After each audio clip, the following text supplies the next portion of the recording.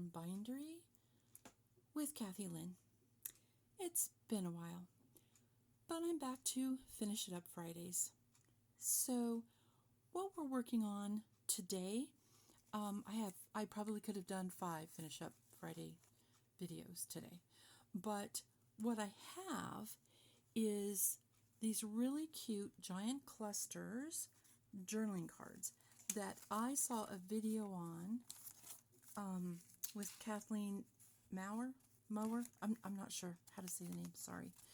It was probably a couple of weeks ago, and I did a bunch of them, and I thought they were really cool, so I brought a couple here for you to show. And then I have some papers and some scraps and some focal points that we're going to do a few more anyway. I'd like to get 2 or 3, so we'll see. We'll see how this gets done. So the cool thing about this is the base paper is blank. Could be lined.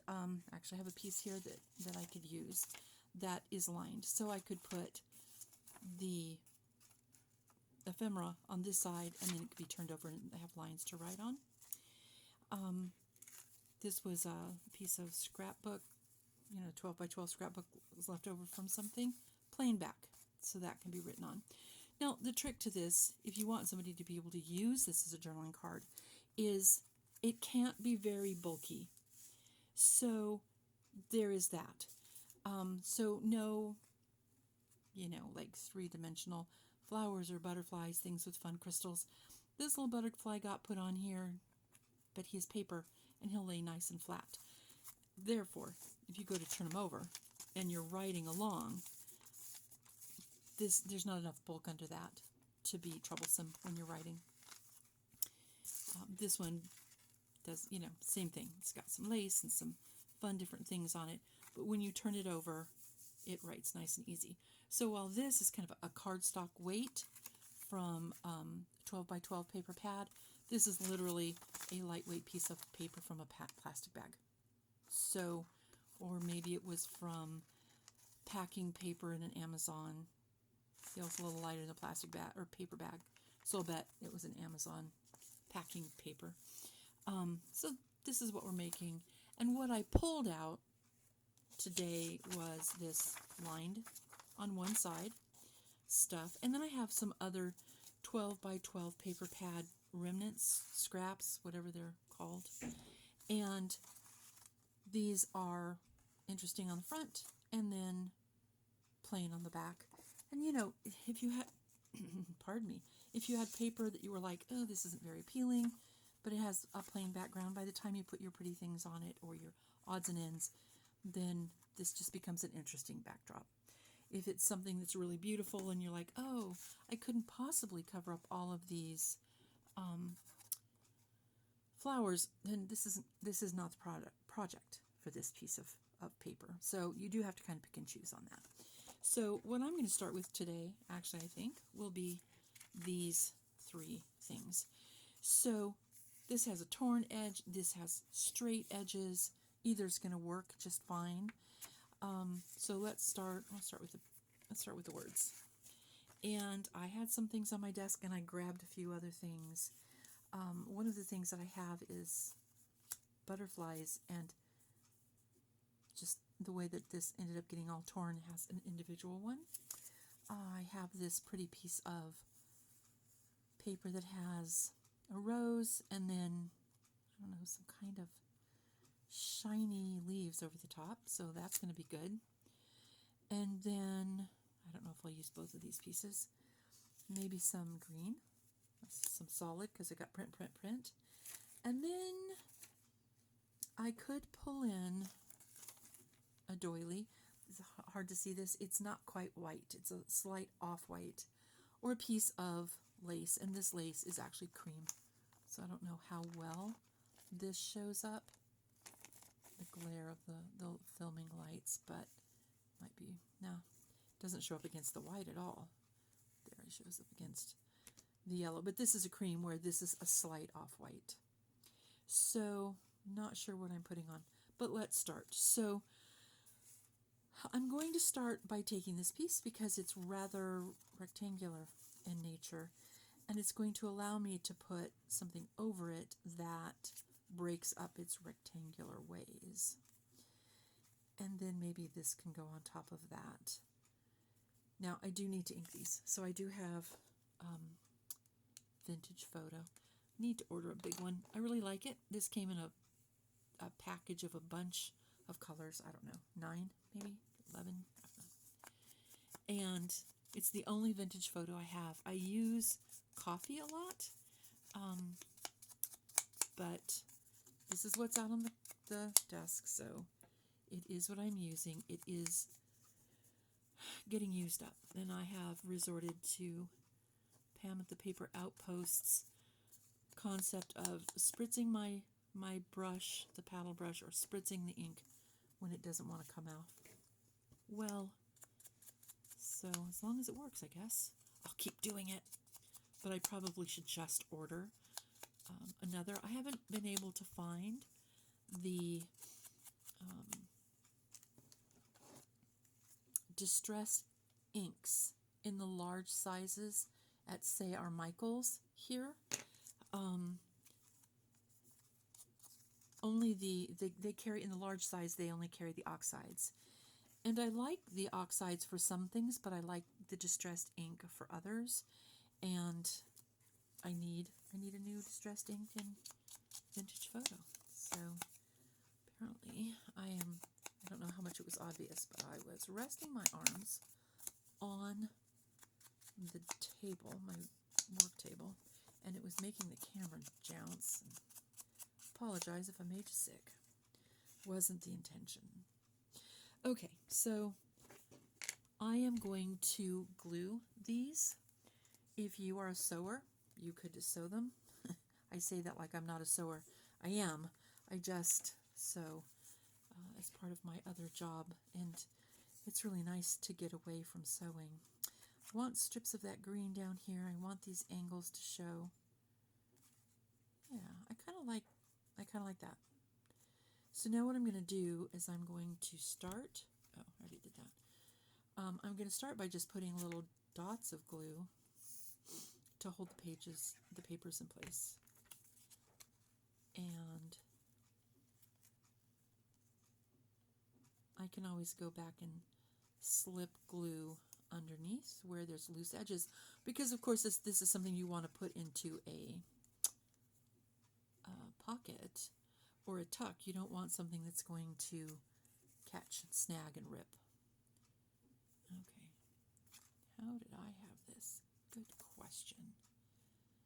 I was looking at green, I was looking at green. There, did that do it? There's a little glue there, but I'm not going to worry about it. Okay, so that's sort of what I have. I'm going to then set it in on this piece of paper, but I need to put something else with it because this really does seem to require bigger pieces. So I could put something like this along the edge.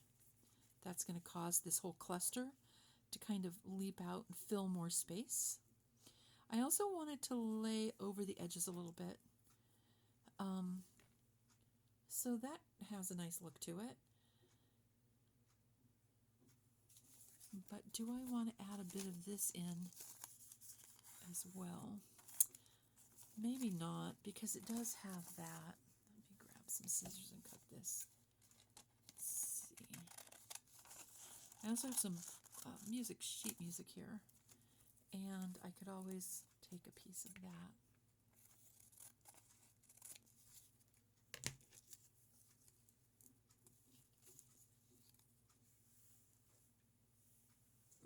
Nope, I like that. I don't think, I wish a little more of that green was showing. I'll just adjust this because, it's glue, and we can. There. Okay. So then I was looking at this and this. Okay. How about that?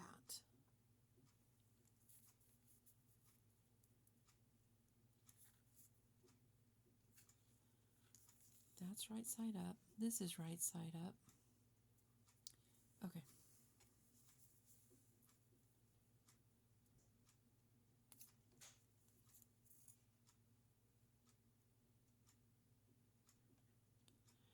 So I am using Fabrifix glue.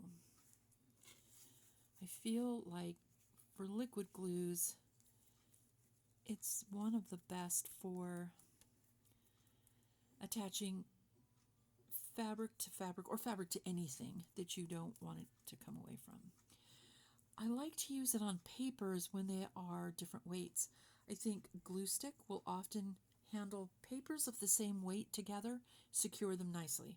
But I don't find that glue stick secures lightweight or heavyweight paper to lightweight, for instance. That's the kind of way it goes. I think light to heavy probably works pretty well. Oh, apparently I have 2 doilies here. So you know how that goes. You can never eat just one. I'm not going to eat it. Okay. We're going to start with that. Do this because this was on there too.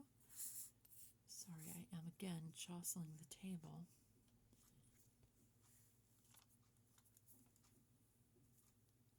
All right, let's just slide this down. I want most of the paper on the card from the doily because this is not sturdy. Okay, so those 2 circles are on there, so let's get that put down.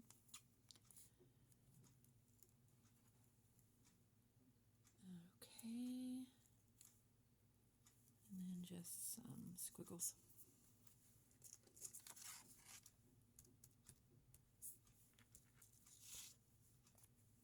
Okay.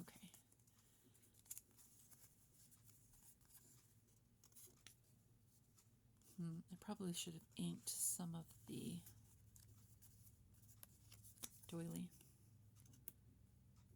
Okay, that's going to be fine. Press that down so it sticks. Ink, ink, ink. There we go. All right. Now we're going to glue this down into place. And we'll have one done. So, are you up to busting scraps, or are you working on a new project? Are you, like me, just trying to find ways to get rid of stuff that you love, but you need to get rid of it? I need more space. I am going to, over the next couple of weeks, completely empty out my scrap paper drawers and my odds and ends of papers and reorganize the drawers. I'm at a point where I don't know where things are, and I dislike that. Okay, so there's that.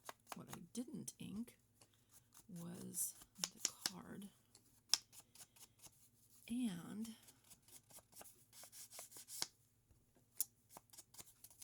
I didn't ink the backside, but that's fine. I can do that now. If I was nice and tidy about it all and worked like Tina at Shabby Dabby Doodah, I'd have everything set up and ready to go. I do that when I'm working with her. And if I'm doing a craft along, man, I love it because I can just churn out stuff. And I like her way of doing things. This is a new style of project for me, and I haven't made all that many of these. And I've been doing it around clearing off a desk and straightening up a big built-in shelf unit with all of my coloring books and calendars and thesaurus and dictionaries and I don't know, things to use as paper, whether I'm using it as an actual page in a junk journal or I'm using it as a backdrop for something. I mean, that's not what this is. This was a purchased thing for that. But okay, so that's one is done. So now let's go with the lined one. The next few weeks, I hope to be putting out kind of a nice steady stream of video. In addition to scrap busting and making up ephemera, I have taken off my day job. It's not really, it's an evening job. I've taken off my regular job because I am getting ready for knee replacement surgery, and that actually comes up this next week. And as I am off all of my anti-inflammatories and general things, I'm going to use another one of these again. As I'm off all of that sort of thing, and I'd like to use this, but that's going to make it weighty. Yeah, no, the rule says no. I figured, well, this should give me a nice amount of time in the crafting room to work on books and journals and different things. I don't really want to take away from that. Maybe this needs to go under that. Oh, I'll put it along that side. So I thought, well, this is good. It'll give me a chance. So I am kind of moving through my piles of stuff. Oh, that could be cool. Let's take this.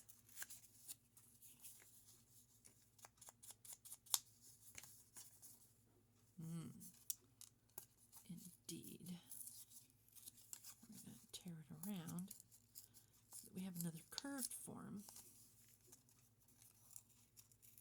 A really interesting thing that Kathleen said when she was showing us this and teaching us this was how you wanted different shapes. You wanted interest, that if everything was rectangular or everything was circular, it would be monotonous. And I find that that's very true. And I thought, well, this is a good reminder and a good place to kind of use that knowledge mindfully, I guess we'll say. I think I'll take this butterfly and put it into... I'm going to put him in the middle of the clock. So we could have references here to the butterfly effect with the clock and butterfly, and then we could have references of just keeping time with music, and then we just have some interesting things that we're doing, so it doesn't have to mean anything at all. So that's kind of good. And so whether you're doing this by pulling out a bunch of stuff and just doing a random, interesting, eclectic setup, or you're working on something special, and so you are like, yay, I'm going to do 2 or 3 of these for a journal I'm making. Obviously, it can be very ad lib, or it can be well planned, and you're going to have a really cool element, which is the likes that I have not seen. So, speaking of, what are you doing? I'm getting ready to start 2 new junk journals. I have a book that, when I made it, I covered it with a really beautiful piece of fabric that was kind of a combination. Yeah, 2 of them, remember? It was an interesting combination of cottons and kind of laces, and really pretty. And I, however, went with the recommendation that somebody had given me, just given generally, not me personally, about, oh, I really like this glue. I find it's a very good glue. And she was actually making book board with it, gluing layers of chipboard together. And I like to make my own chipboard, or book board with that technique. And I was like, oh, great, I'll try it. And I did. And so I ordered the glue, and I got it, and I made my book, and I covered it with fabric, and I got the signatures all sewn in. And within about, I don't know, 2 or 3 days, I realized that the book board comprised of chipboard was warped. And I was like, oh no, I'm not going to be able to sell this. And then I was looking at it, and it's a medium-sized book. So for me, medium-sized books are 7 by 5 1/4. And I looked at that, and I thought, I'm going to make it into a junk journal. by the time it's got bulging innards, it won't matter that the outside of that is, that the front and back covers are warped. Okay, so there we have that. I think I'm going to leave that to that. And this, I think I'm going to bring in mushrooms. I have several mushroom things here. I was just cutting them out, didn't go any farther than that. I cut some others and used them. And then I have a mushroom sticker. Okay, this could be really good as long as I get it kind of